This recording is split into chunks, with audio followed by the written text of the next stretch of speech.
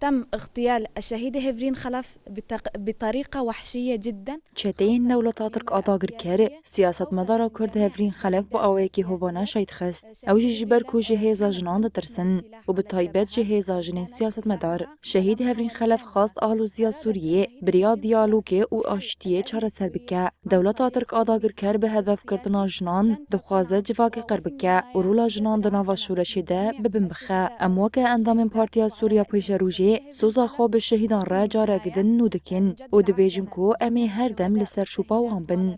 الشهيدة هيفرين خلف بأننا على درب سائر.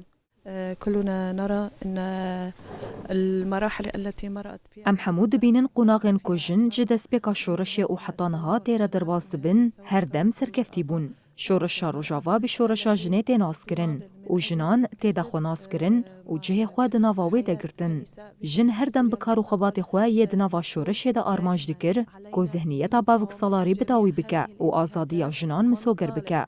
امواک جنین پارتیا سوریا پیش روژه لهمبری وان کریاران و هدف گرتن جنان بیدنگ نامینن و لبرخواددن. هروها ام بانگل رخصنين مروفي و نتوانيك بوي دكن كو سينوركي شكريارن دولتا ترك آداگر كره دينن. الذين يستهدفون خاصة النساء.